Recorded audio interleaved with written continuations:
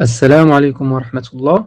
وزارة الأوقاف والشؤون الإسلامية تنظم الورشة الوطنية لجائزة محمد السادس لفن الخط المغربي في دورتها الخامسة، وقد تشرفت بتأطير ورشة في الخط المغربي المبسوط تتمحور حول موضوع توليد الحروف وتمييز القواسم المشتركة من أجل تيسير عملية التعلم وتعزيز توحيد الأسلوب وتحقيق انسجام بنية الحروف.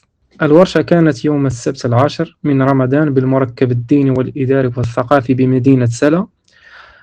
أعتذر عن جودة الصوت، لم يتم تسجيله بشكل جيد، وأرجو أن تعم الفائدة للجميع إن شاء الله. إذا ننتقل للورشة الثانية بعد الشكر استعراض الرحيم الوليد، شكرا جزيلا. الورشة الثانية مع تسديد عادل الزعبي في خط المبسوط، فليتفضل مشكورا. السلام عليكم ورحمة الله. مبارك سعيد لكم. غادي نحاول إن شاء الله الورشة تكون شيئا مختصرة وتكون فيها شي إفادة. غادي تكون إن شاء الله تفاعلية، نكونوا كلنا إن شاء الله غادي نشاركوا في الورشة من خلال الأسئلة وأجوبة بخصوص الورشة. غادي نخليو واحد 10 دقائق في الأسئلة في الأخير إلا كان عندكم شي استفسار أو تساؤل. الموضوع هو توليد الحروف وتمييز القواسم المشتركة. هذا الأمر ما سبقش تطرق ليه شي شخص آخر في خصوص الخطوط المغربية، للأسف ما عرفش علاش.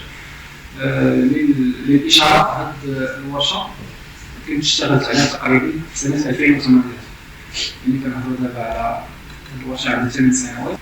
توليد الحروف من بين أهم الأمور في تعلم الخط، لأنه كيساعد المتلقي على توحيد صور الحروف، وكيكون واحد الانسجام وواحد التناغم في أشكال وصور الحروف.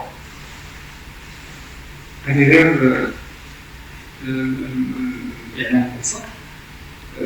مثلا كاين بزاف ديال الأساليب كما طرحوا لها الأساتذة الأفاضل، يعني كاين مثلا أسلوب شيخنا الفاضل السي محمد البعلمي، كاين أسلوب السيبولين، كاين أساليب كثيرة في المبسوط. فالخط المغربي بصفة عامة ولا سيما المبسوط مازال ما دخل، والحمد لله مع الأكاديمية ومع الجائزة ومع المعارض بدات كتولي واحد الصورة عن الناس. لكن في الناس مثلا اللي ما شاركوش لا في المعارض ولا في المسابقات ولا ما احتكوش مع شي خطاط متمرس، مازال كل خطاط يكتب على سجلته للأسف. يعني كل واحد يكتب واحد الحرف معين كما ذكر السي المغربي، لأن كل واحد كيكتب شي حرف يقول لك راه هادشي هو اللي كاين.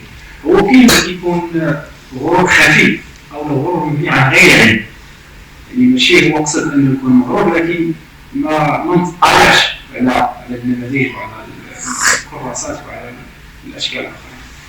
هذا الأسلوب اللي غادي نتطرق ليه اليوم هو أسلوب يعني يقدر الإنسان يشتغل عليه، يقدر يشتغل على أسلوب آخر، لكن هذا غادي تلاحظوا فيه بأن التعارض ديال صور الحروف رهيب. أنا نهار بديت كنشتغل على هذه الورشة هذه والله العظيم ما كنتش متصور أنني غادي نلقى بعض الحروف تتشابه في الأشكال ديالها. يعني مثلا نعطيكم غير إشارة في المبسوط في هذا الأسلوب. مثلا إذا كتبنا مثلا واحد جوج ديال الحروف فيهم بعض الأشكال متشابهين، بطريقة غير مباشرة كنكونوا تقريبا واحد الحرف آخر، وحنا غادي نشوفوا هذا الشيء تقريبا في سائر الحروف في سائر الحروف سبحان الله. وهذا الشيء كيعطي واحد كما ذكرت واحد الانسجام، واحد التماسك ما بين الحروف وما بين اسلوب موحد. ما نطلقوش مثلا حرف كبير وحرف صغير وحرف كما ذكر السيبولين بان الترويس ديال حرف الميم ما غادي يكونش بحال الثلوث، ما غادي يكونش بحال الرقم، ما غاديش يكون بحال حرف الهاء مثلا اللي كيكون كل كان انا كنشوف الحروف بحال شي كتله مجسمه مثلا من الحديد ولا من الخشب ولا إذا كنحطوها بواحد الإقامة كنشوفو ديك الإقامة مثلا واش غيدير واش غيطيح واش غادي يبقى متلاسل. بهذا الموضوع كنظن يكون أفضل نشوفو بواحد. غادي نروحو مباشرة لبعض الأشكال. علاش قلت لكم غادي تكون تفاعل؟ غادي نحط بعض أجزاء الحروف اللي فيها بعض الحروف اللي زعما باينة واضحة، وبعض الحروف اللي نقدروا مثلا غادي يكون فيها تقريبا 5 ديال الاشكال، ونبقاو حنا غنعرفوا غير 3 مع كل. لكن من خلال البحث والاستمرار غادي نكتشف. مثلا هنا شحال من حرف تلقاو فيه مثلا هذا الشكل هذا في المبسوط. 3 شنو؟ الباء قاف الباء كاف هنا هذه كتبقى غير صوره تقريبيه. غادي يقول لك مثلا نهايه حرف الفاء كدور شويه لهذا الشيء مثلا، الباء كتطلع على واحد شويه. هذه كتبقى غير مساله تقريبيه ليست زعما 100%، فقط لتقريب الصوره للمتلقي. وكما كنقولوا ان مثلا حتى في صناعه اللوحه ولا حتى في المشاركه في المسابقات الى غير ذلك، كيكون ديك المحكم اللي غادي يشوف العمل ديالك راه كيشوف واش كاين واحد التناسب. مثلا الزمره كيشوف مثلا الاعمال ديال الناس كيبقى مثلا لا تقل المستوى المطلوب. انا قبل ما نكمل في الورشه بغيت نعطي نصيحه على الاخوان اللي مقبلين على المشاركه في المسابقات من اجل الفوز ماشي من اجل المشاركه. هذا موضوع اخر طبعا مع الناس اللي مشاركوا في واحد المسابقه وباغي يفوز. فاش يكتب العمل ديالو ويكتب مثلا كل حرف على حده، ما وصلناش للتركيب حتى الحرف قدامه يصور راسه واش هذا الحرف يفوز بالجائزه الاولى، كان يفوز يزيد يشتغل عليه ما كيمشيوش كيحيدو كيعاد يخدم بشكل اخر. يتساءل مع الاساتذه ويستشار، لان العمل اللي كتشوفه عين وحده ماشي هو العمل اللي كتشوفه ثلاثه ديال العينين وكتطبع اكثر.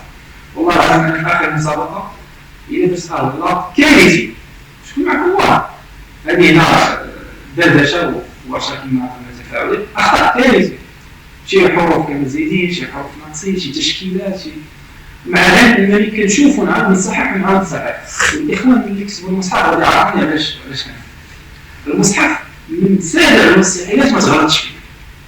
هذا سبحان الله واخا الانسان يكون حافظ هذيك الصوره حافظ هذيك وكتبها المره الاولى والمره الثانيه والمره الثالثه ولا بدي نسيت شي تشكيل او شي حاجه. اما اذا جلست مع العلماء خلاص الموضوع تشكيلات والمواضيع ديالهم وكذا الى اخره. لان نحاول الانسان يركز على الجوده ديال الحروف والاتقان، ودائما يزيد في عين الاعتبار ان راه كاين واحد المنافسه. لان هادشي باش غادي يتقدم المجال الفني بصفه عامه والخط في المغرب او في بقاع العالم. كما كنشوفوا دابا مثلا في تركيا وكذا كنشوفوا بعض الاحيان يعني الاعمال المتفاوته بشكل رهيب. وكما كان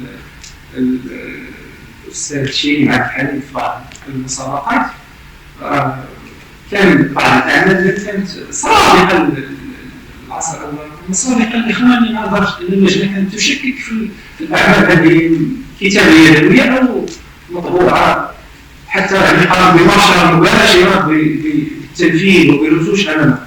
علاش ما يكونش عندنا هذا المايند سيت، هذه العمليه التاثير عند الناس في جميع المجالات.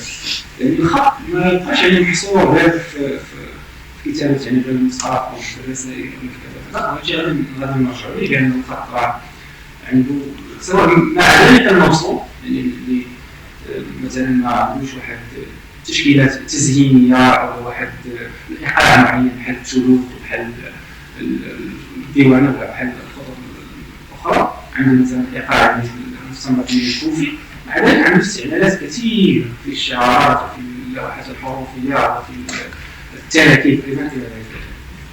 غادي نمروا نكملوا الورشه.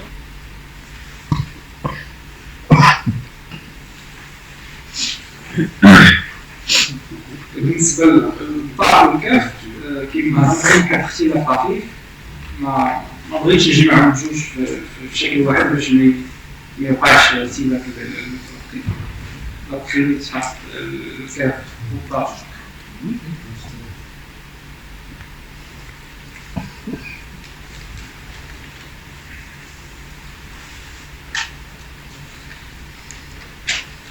هذه عبارة عن صورة كنحاول ندير الصورة السابقة والصورة الجديدة غير باش نوضح لكم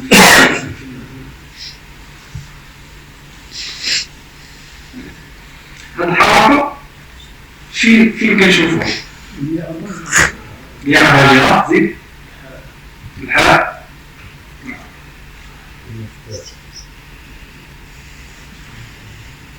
في أراجل هاي كاين شي حاجة في الوعي. شوفوا معايا هنا يا أراجل بلا حركة بسيطة ولا تحرك. كاين دابا اللي يكتب يا وحدها ويعاود يكتب وحدها. أنا اللي كنهضروا على داك التوازن التناسق ما بين الحروف، لأن عنده واحد الأهمية كبيرة فاش كتحط الحروف كاملة في السطر. ما كيبانش عندنا شي حركات شي هابط شي زيد شي كبير شي عريض، خاص يكون داك الانسجام بين الحروف.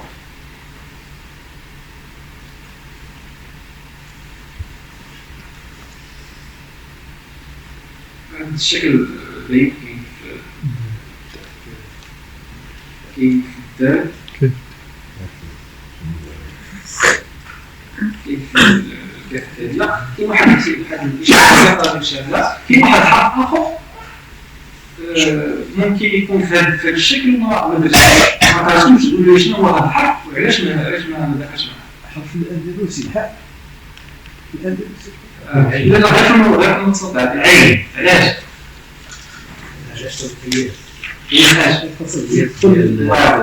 لأن العين عند العنق ديالها طويل. أكن هذه الحركة هذه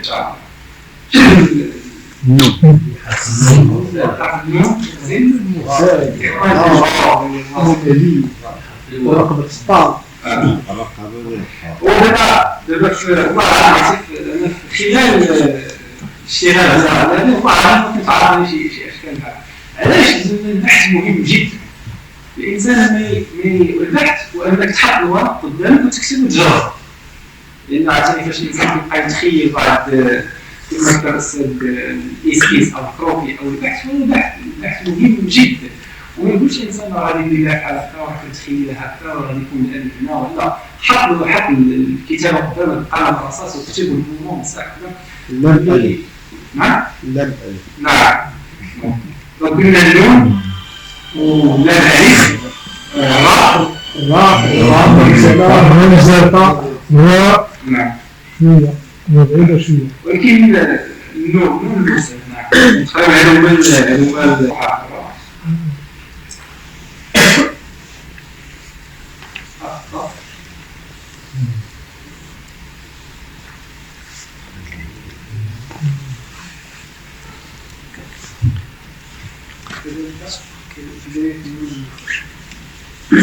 بالنسبة للنون الأسلوب اللي يكون على مركز التحليل في الوسط أو في الأخير لا تعتقد فقط في بداية النون، لأن مركز التحليل إما كيكون هنايا إما كيكون في الوسط إما كيكون في الأخير.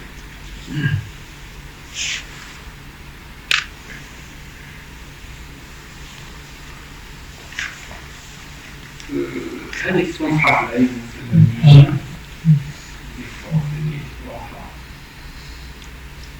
يعني أنا لا أتوقع على الإنسان يكتب مثلا حرف الجيم بشكل يكتب حرف العين بشكل. هنا على أهمية توليد الحروف لأنه مهم جدا، وينقص حتى الجهد والوقت والتعب في التعلم. الإنسان اللي غادي يبقى يبذل واحد المجهود في كتابة واحد معين آخر بمعنى أنه كيتشابهوا في نصف الشكل مثلا أو أكثر بعد، يعني ما كاينلاش الإنسان يحاول ينقص ويختصر المدة ويختصر الوقت والجهد إلى غير ذلك.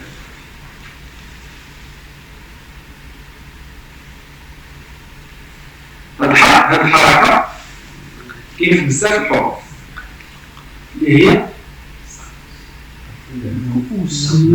لا صاد نون سين شين.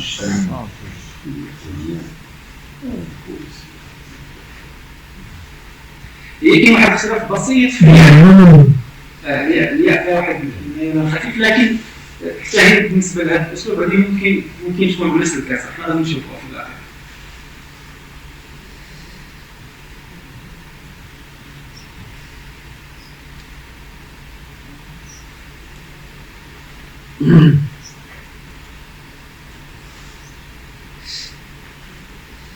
في الياء غادي يكون واحد الاختلاف بسيط. شوفوا هنا اللي كنحطوهم مثلا الثاني كيبان عندنا واحد التكرار فيه شيء من الجماليه، فيه واحد الابداع، فيه واحد التوازن البصري. مثلا الا عندنا واحد السطر ما يمكنش يكون هذا نهايه ديال الحروف هابطه على السطر، مثلا في السطر الارضي طالعه شي شويه ولا عريضه ولا صغيره. هذه الحركه فهذا جزء من الحرف عباره عن شيء دائما مع واحد الايقاع مائل الى اليسار قليلا، ما كيمشي شويه ما كيمشي شويه ميل لليسار. شنو هما الحروف اللي في هذا الاسلوب؟ دابا نتوما حنا دابا وصلنا تقريبا للنصف ديال هذوك الاجزاء. دونك خدينا فكره ديال تكون عندنا واحد الصور بصريه على الاشكال والصور ديال الحروف. مثلا هذا الجزء هذا شنو هما الحروف اللي كيكونوا فيه؟ ميم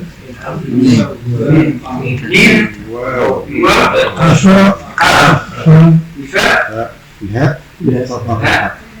جميل. ولكن قبل ما نبداو هذا الورشه واش مثلا قبل من هذا السؤال مثلا كان في البال ديالك ان ممكن مثلا واحد الشكل يكون في واحد 5 ديال الحروف؟ انت هذه غايه من هذا الورشه، واش كان عندنا هذا التصور ولا لا؟ وكيفاش غنبداو نشوفوا فيه من بعد؟ كيفاش غنديروا الاسقاط على الحروف على الخطوط الاخرى؟ كما السيمولين في الثلث حركه بسيطه تتكرر تقريبا في سائر الحروف، وهي التقابل. لان كل حرف عنده خصائص ديالو وعنده جماليه ديالو وعنده الاشكال ديالو. نشوفوا الحروف.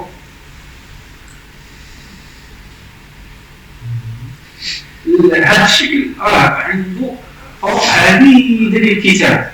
كاين اللي كيبداها من هنا، كيبدا بالقطه من فوق، هذا مثلا هذا هو السطر. كاين اللي كيبداها من الحلقه كيهبط من الفوق كيعاود يكمل هذه الحركه، كيعاود يكمل هذه الحركه عادي جدا. كاين اللي كيبداها من التحت كيضرب بانه على السطر ويعاود يجي من الفوق. كل واحد كيفاش كيكتبها زماناتهم الطريقه بقدر ما تهم النتيجه. كيف شكون حرف الميم، حرف الفاء، وحرف الفاء القاطره ما كاينش اختلاف بيناتهم. في المبسوط في خطوط اخرى كاين اختلاف، كيكون واحد الميل مثلا في الديوانيه او في الثلث عندهم الترويص كتلقاه داير واحد شويه. لكن في الخط المبسوط لانه كيعتمد على النظام الكوفي يعني العمودي والافقي ما كاينش عندنا هذه الاشكال. وهذا دليل وسبب اكثر على انه الحروف تكون فيها تشابه في الاشكال. حرف الواو وحرف الهاء المفرده. نعم دير الجمله باش تسهل على الناس حتى عندي فنيت ينفقوا. مزيان اللي كان كلام نزيد نشتغل هنا. ساليت الصور اللي وصلنا على هذه الحروف موفقة ما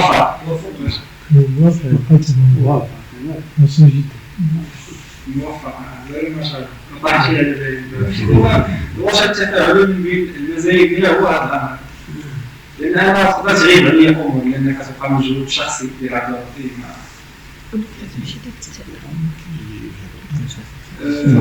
غادي نشوفوا بعض الصفحات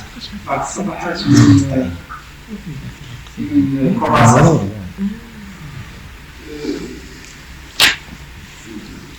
حاليا الاخوان اللي متبعين بعض الاعمال اللي كنشوف في الصحه بان الاسلوب كيختلف شيئا ما على هادشي، لان هادشي كان قديم تقريبا في 2017. هذه الحروف المفردة من الصفحات الأولى غادي نشوفوا بعض التفاصيل أجزاء الحروف. النصيحة الثانية أن الإخوان اللي مشاركين في المسابقة وأن نشوف العمل ديالو كيقول هذا العمل واش يستحق يفوز، واش يستحق ينافس، واش يستحق لا. كاين واحد الإشارة أخرى باش نوصلوا لهذا المستوى هذا. لاحظوا معايا هنا جزء الحروف. هذا التجزئة ديال الحروف كان بناء على فعل كنت واحد المدرسه خاصه كنقرا كنت كنشوف الوليدات اولا حتى بعض الناس اللي متمارسين في الخط كيكتبوا الحرف بحركه واحده، وهذا بالنسبه لي الامر غايب، لان يجب احترام الحرف كما احترام الادوات، كما احترام نوع الخط، كما احترام العدد. احترام الحرف الحرف تاع تلاحظوا معايا هنا بعض المرات كاين الحرف اللي جزءته 5 أو 6 ديال الحركات.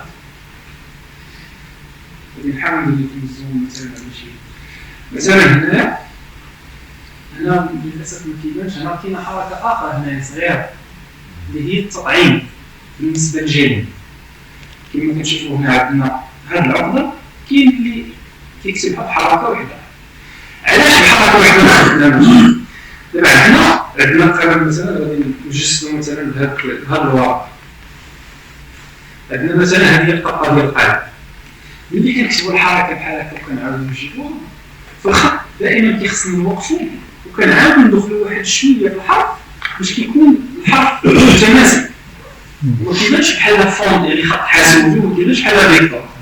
كنحاولوا وكنعاودوا ندخلوا بنفس الطريقه في المفصل. شفتوا معايا هنا، تخيلوا معايا هذا المفصل هذا لو ساليت الحركه في الاحمر وبديت الحركه بالاسود من التحت، كيفاش غيبان لنا المفصل؟ ضعيف. علاش غادي ان الحرف كانه مجسم هذا غيبان ضعيف، مكاينش ممكن ندير كتوقف بالحركه وكتعاود تدخل فيها شويه. علاش كتلقاو مثلا الاخوان اللي كيكتبوا بزاف دائما عندهم هذا الاشكال، واللي كيكتب الحركه يعني بضربه قلم واحده دائما عندهم هذا الاشكال، لان ما يمكنش يولي في ضربه قلم واحده يكتب ورجع والا غير يعاود. راه حتى في هذه الاجزاء البسيطه راه هنا فين كتجلى الاحترافيه والاتقان والدقه ديال التنفيذ ما بين الخطاب للعرض. هذه التفاصيل البسيطه راه هي اللي كتخلق الفرق. اما الضبط ديال الحروف والقياس هذه ما نهضروش عليه، يعني ما يمكنش يكون عندنا حنا بحال واحد مثلا شاد واحد حرف مشوه وداير فيه واحد الاتقان ديال الرتوش رهيب. هذا لا يعني مثلا على الاساس انه ديجا الحمد لله نكونوا ضابطين، حنا تنهضروا على شي امور اللي كتزيد من الاتقان والاحتراف ديال العام. دونك بالنسبه لي انا كنقول واحد المقوله دائما هو نتعامل مع كل جزء من الحرف وكانه حرف. اذا تعاملنا مع هذا الموضوع كون على يقين ان النتيجه غادي تكون مبهره ان شاء الله في سائر الخطوط. درت الالوان غير باش نميز. عندكم شي سؤال بخصوص هذا الشق هذا بالنسبه للالوان، بالنسبه للحروف المجزئه؟ هنا تكمله للحروف، هنا بعض التركيبات. يعني ايضا في التركيب راه كما قلنا كاين هذا الاشكال اللي كيكتب مثلا بحركه واحده، وكاين اللي العكس، كاين اللي بعض حركه واحده كيقسمها كيولي الحرف مهرس، ما كتبقاش غادي ديك الانسيابيه وديك اللجوء. مثلا هنا مثلا في حرف العين في هذه الحركه اللي بالزرق كاين اللي يقدر مثلا يجي حتى هنا كيوقف اولا كيسالي ليه الامداد اولا كذا. هنا ندخلوا في امور اخرى ديال عمليه الاستمداد والقلم والوراق والمداد الى غير ذلك. يعني خاص هاد الامور كامله، لان بزاف ديال الاخوان راه اللي كنقولوا واحد المشاركه في واحد المسابقه راه ما عندها حتى علاقه بعمل فني غادي تشارك فيه مثلا في المعارض او غدير واحد لوحه شخصيه، راه لا مجال للمقارنه نهائي العمل الشخصي او في المعارض او في الاهداء او في اللوحات اللي كتباع، لا علاقه لهذه اللوحات التي تقدم للمسابقه. المسابقه كيخصنا قبل ان نبداو نكتبوا كنهيئوا نفسنا ونهيئوا الادوات ونوعيات الورق وكثره التجارب. راه عمليه الاستمداد والله العظيم الا كتخلق فرق رهيب. علاش كتلقى مثلا الغرض ديال المشتقين في الجوانب ديال الورقه كتلقى هاد الانقطاعات، كيبقى يهز المداد كيبقى يحط كيبقى يشوف، لانه باش يجي يكتب ما يعطيش سخيف، ما يعطيش الحرف عاوتاني ضعيف.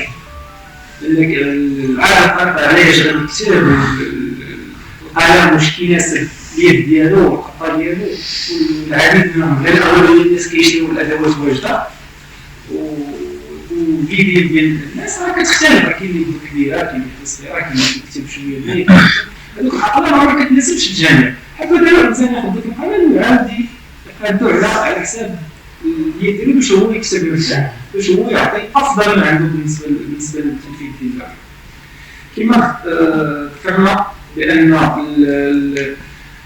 الاستعمالات ديال الموصوف كثيره جدا. بزاف الناس كيحصروها غير في كتابه المصحف، لان غالبا هادشي اللي كيشوفوا المصحف المسندين، المصحف ديال السيكولي، المصحف ديال السيموجي، المصحف ديال المصاحف المسبعه الى غير ذلك، غالبا كلها تكتب بالمقصود ويظنون ان هذا الخط مرتبط بالقران فقط، لكن هو عنده استعمالات كثيره غادي نشوفوا بعض منها الان. مثلا هذه لوحه ديال السيكولي هنا فيها واحد تمرد على الحرف المبسوط من الايقاع على السطح الى الايقاع المائل، مثل الاساليب الديواني الى غير ذلك، التشكيلات والاضافات والتطوير في الحروف، يعني عنده واحد الحريه في الابداع وفي انه يطور. وبالتكيف الصوت غريب على بعض الناس تماما سعد هذا على شيء باش نفهم بان غالبيه الناس حاصلين الكتاب الصغير في الكتاب الصغير، لكن هو ما شاء الله عنده. انا صنعت به شعار مثلا اضفت لي بعض مثلا الايه اللي كان عندي واحد الكلمه فيها الف لام وان مثلا الف لام تعريف وفيها حرف على الف في الاخير وجمعتهم بواحد القوس تعبير عن المدينه القديمه الى غير ذلك، بعض التشكيلات بعض الاضافات ممكن تعطي واحد نمط يعني مميز عن باقي الخطوط وباقي الشعارات. هذا عمل ديال سلسله العلوم،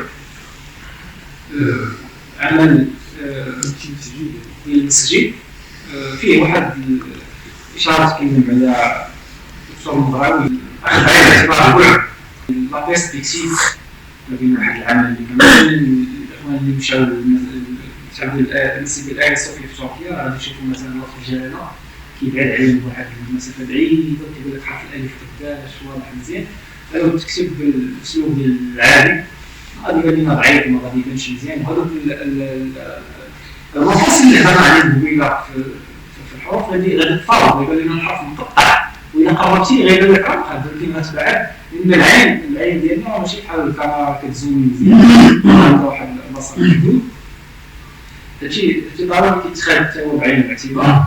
لكن كما كنبان هادشي ماشي قران منزل، يعني يمكن لنا نتصرفوا في الحروف. هذه لوحه ديال الاستاذ صمد محفوظ، تركيب شبه حر يعني خارج عن العاده، هذه اللوحات القديمه على العلم والتكنولوجيا.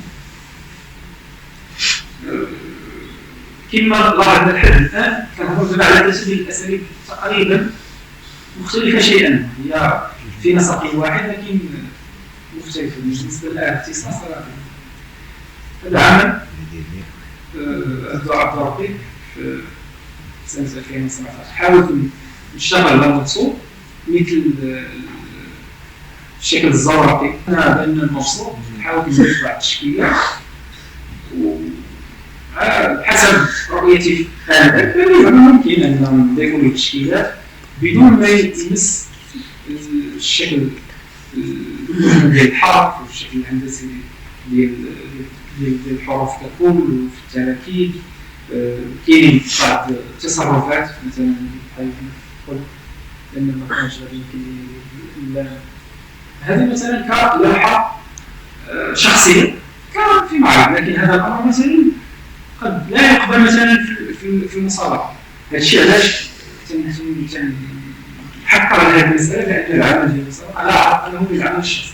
الانسان يحاول ياخذ هذه الامور هذه، كيشوف النماذج اللي دارت كيستشار كيسول كيشوف شنو هو اللي ممكن شنو اللي لا، لان المسابقه من بين الاهداف ديالها هي الحفاظ على هذا الموروث الثقافي والفني والتطوير ديالو، رغم ان الدكتور معاود يعني اشار بان ممكن يداروا اجتهادات في خطوط حره وفي خطوط جديده في المداخله الاولى ديالو في التقديم، لكن هو يتكلم عن الشباب ممكن يشتغل في هذا المجال، لكن ليس على الرغم ليس في المسابقه. فالحمد لله لا نحتاج هذا القرار اصلا بالنسبه لنا، لان عندنا خطوط كلاسيكيه كثيره مثلا غير في المبسوط الاندلسي ما غاديش يكفي من الوقت نقدروا نشوفوا نماذج اخرى. فالمبسوط الاندلسي راه فيه نماذج لا تعد ولا تحصى، لا تعد ولا تحصى، فيه واحد الروح واحد الانسيابيه رائعه.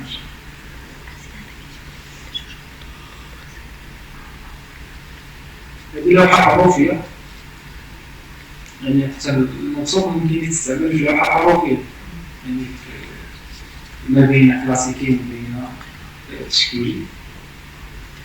يعني هذه الفكره من ظهرت المسابقة نكتبوا بالبسوط الأندلسي ولا بالبسوط العام؟ هي مسألة اختيار، غير البسوط الأندلسي راه مكلف. أنا مثلا دابا نبغي نكتب مثلا كلمة، بسم الله الرحمن الرحيم نكتبها بطريقة مباشرة.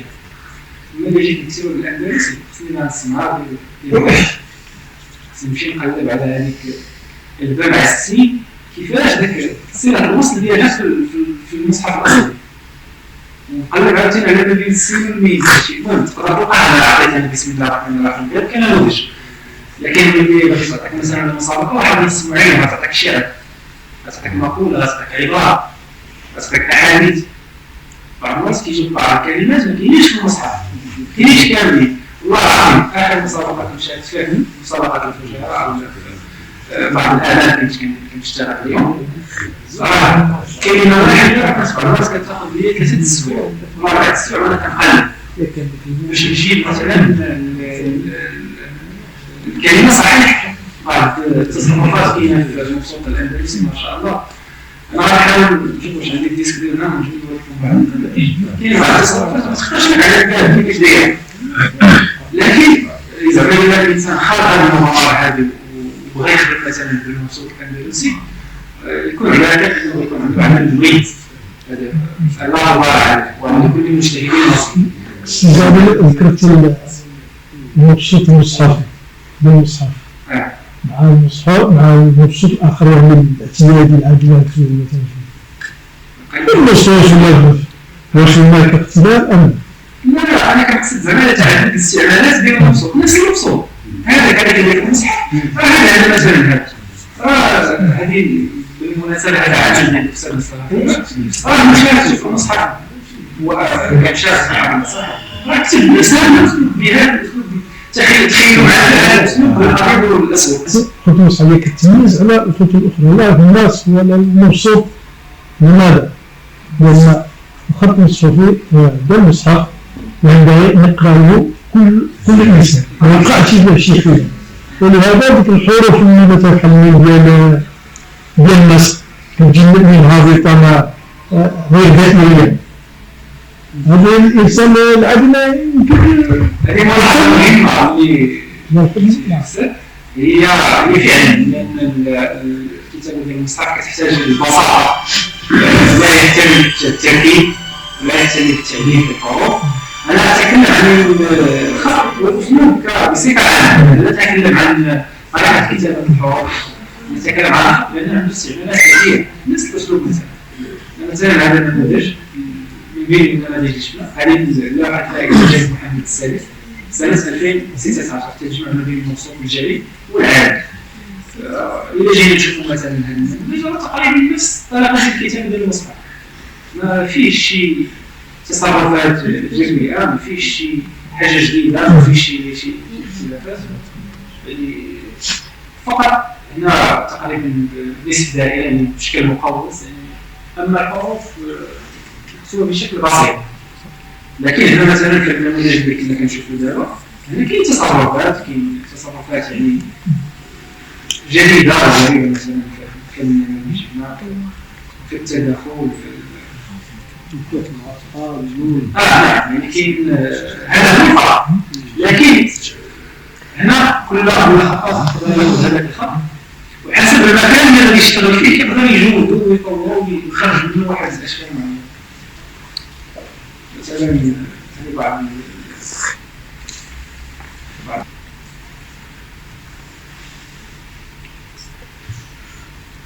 نتعدد صور حرف الهاء في الوصول.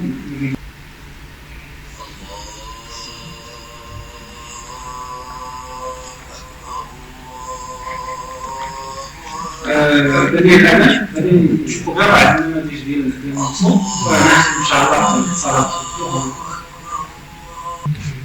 غادي نشوفوا بعض النماذج ديال الوصول الأندلسي.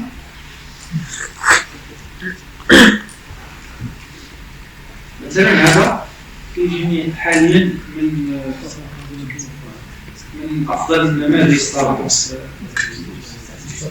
عرفتوا الصوره كتبان لك هذا من صراحه من اجمل الاساليب في المقصود الاندلسي لحد صراحه لا فرق كبير فيه واحد الروح واحد انسيابيه رهيبه ما شاء الله. ماشي اندلسي بس انا راه علاوي انا عرفت زعما ندوز الصوت الاندلسي قلت التفريق والتمييز ما بين الصوت اللي كنا كنهضروا عليه زعما الصوت العادي. هذه النسخه هذه هي منسوخه في تونس ماشي في المغرب ياك منسوخه في تونس وهما كيسميو هذا الخط الاندلسي هي الاندلسي الخط الاندلسي لان اصلا كيشبه الاساليب الاخرى مثلا ديال الصح غير هي واحد الاشاره السعادي كبر الخط واحد الاشاره بالنسبه للالفات. الكثير من الاخوه الخطاطين باش كيديروا الالف حيت الالف في الاخر شوف هذيك قالوا مثلا قالوا كترجع هذيك كتكون في الاخير او الرجوع تجيك اليمين في الاخير وفي البدايه كتكون تجيك اليسار. انا صراحه ما عنديش شكرا على هذا اش كنت كندير.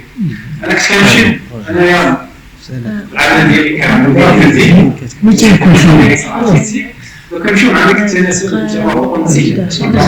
ملي كتكون عندي واو او راء ملي كيكون عندي واو او راء هذيك الالف كيدخل تحت منها وكنركز عليها. ملي كيكون عندي شي حرف مثلا النون ولا صاد ما عنديش الالف فين غيجي وعندي الحرف اللي من بعد الخاوي كيدير هذيك الشيء. هذا هو اللي اشتغل يعني شوف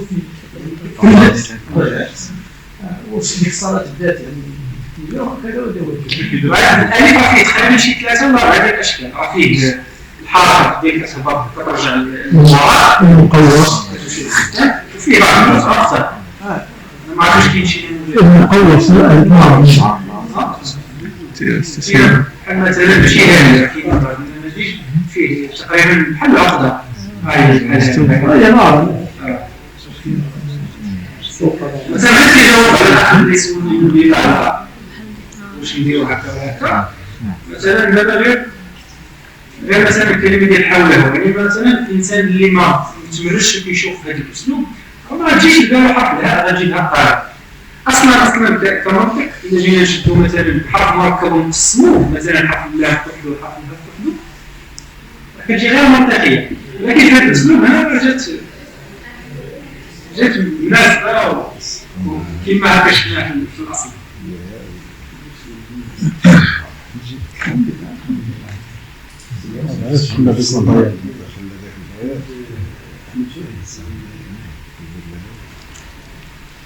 وللاسف ما عندناش صفحات كاملين ديال هذا المصحف. عندنا تقريبا 75 صفحه 97 للاسف.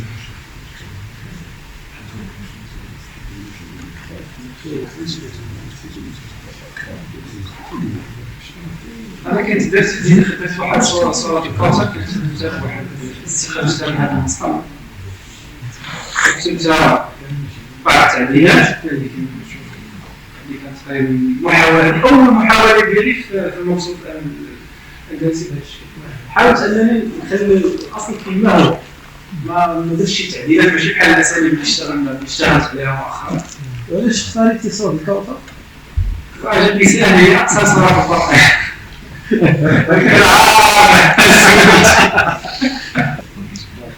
هذا اسلوب اخر الأندلس الأصلي اللي تكتب في الأندلس. أنا كيجيني هذا ثاني أحسن أسلوب من بعد أول صراحة، هو فيه جمالية وفيه واحد غادي يبان لكم تداخل ديال السطور مقارنة مع الأول. كاين مثلا بعض المرات الحروف ديال السطر في الأعلى هذا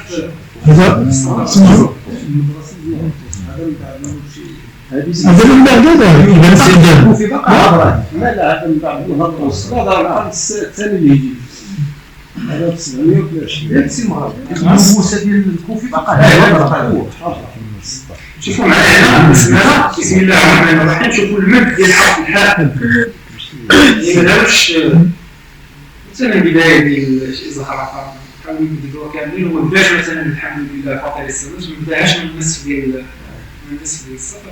هنا التصرفات سبحان الله سبحانه وتعالى تعرف ديك البسمله كيطبق ذاك النظريه ديال الحرف الحاء اللي كيكون بعد من المد كتكون اوسع.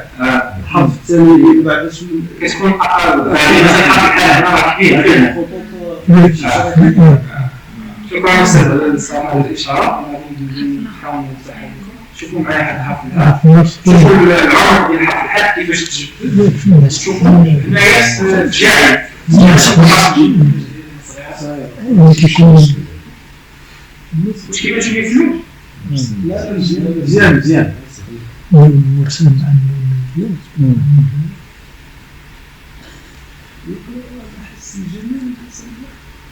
انا كنت درت واحد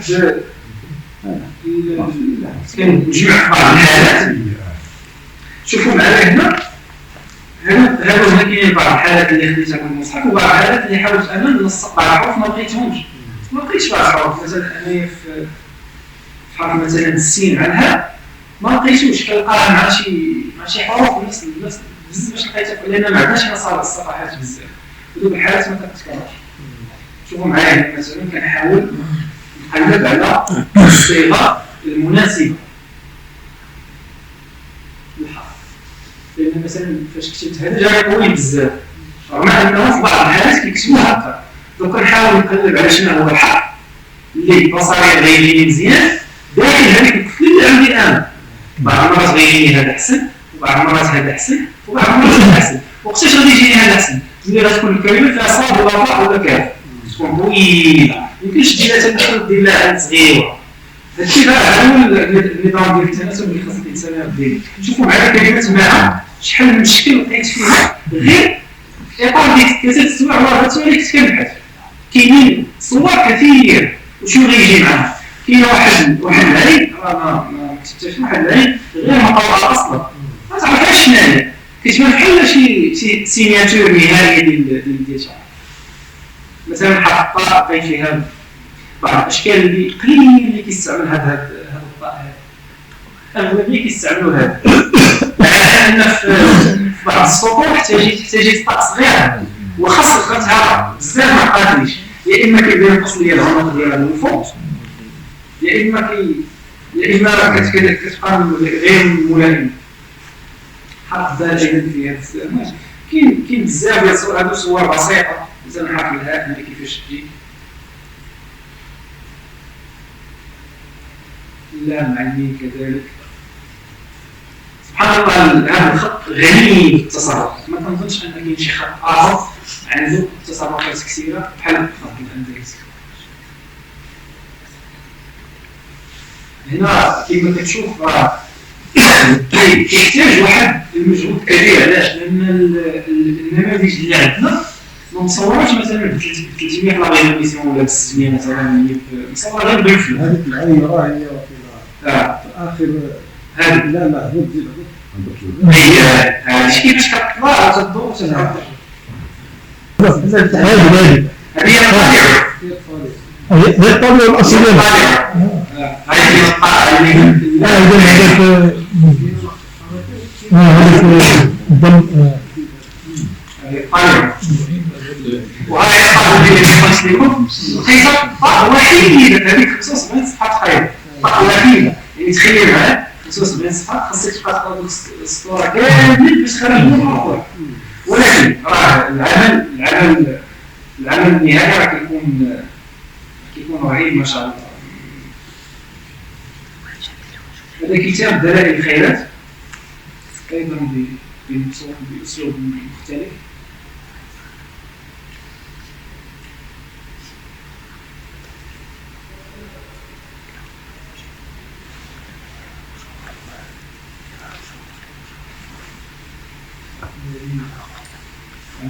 أيضا هذا أسلوب ثاني. هنا المراحل ديال تصغير الحروف وقاعدة الصدى المسألة اللي ذكرتها، كان باقي كنشوفوا الحق باقي كبير، باقي صفحات كتاب، باقي عدد السطور قليل. ديما الأصل يعني بالإفراد. هذا المصحف هذا كيتسمى الأجزاء. باش كنقولوا بهذا الخط إذا النية ديال الأجزاء.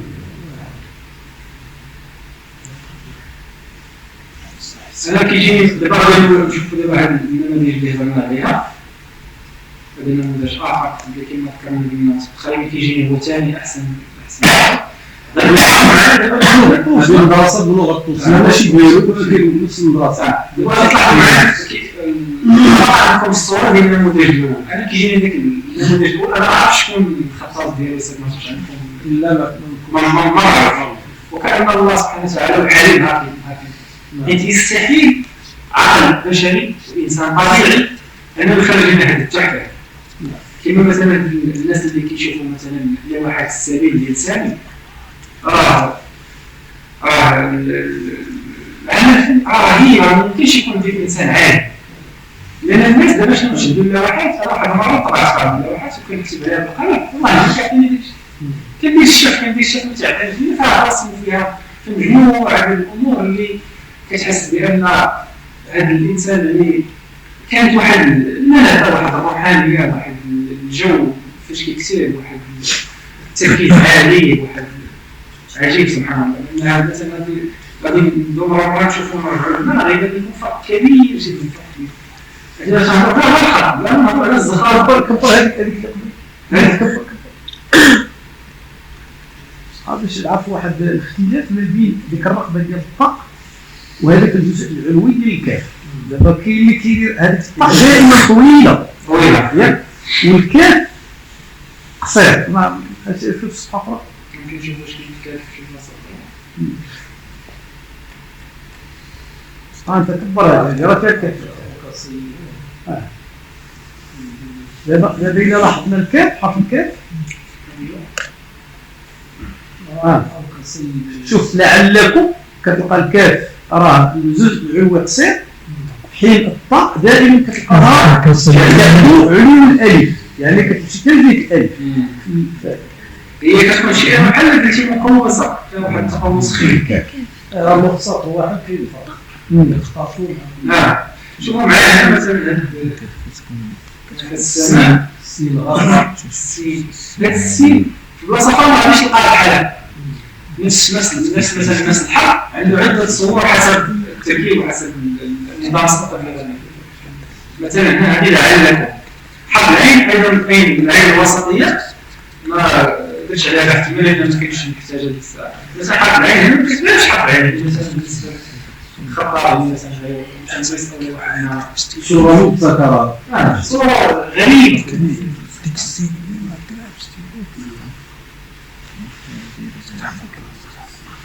شوفوا مثلا صلة الوصل ما بين الجيم والعين، كيفاش غادي تعرف بأنه كاين واحد النزول وكاين هاد الصورة. وإلا ما درتيش كيبان شي حاجة ناقصة، لأن هنا كيحتاج بحث كبير. مثلا هكا حيت أنا غادي نقول لكم هذا المصطلح، أنا مريض بالتفاصيل، مريض جدا بالتفاصيل. ولعل هذا الأمر هو اللي كيخلي بعض الأعمال أنها لأن تسمى الجو والعين. إذا كان السطري السطري غادي يجي ما غيعطيش الجمالية. وراه فيه بحال قلتي بحال كيكون غالب واحد الريتم مرة كيهبط كيفيقك وكيعاود يزيد، ما كيخليش دائما غالب بحال هاد الصوت العالي مثلا الصوت راه ما كيخرج غير صدق الله العظيم. في امتنان فوق ولا تحت؟ صديقي فينا صدق.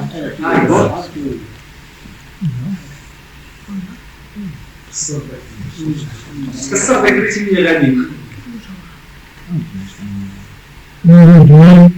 من تحت زاوية الفلوس.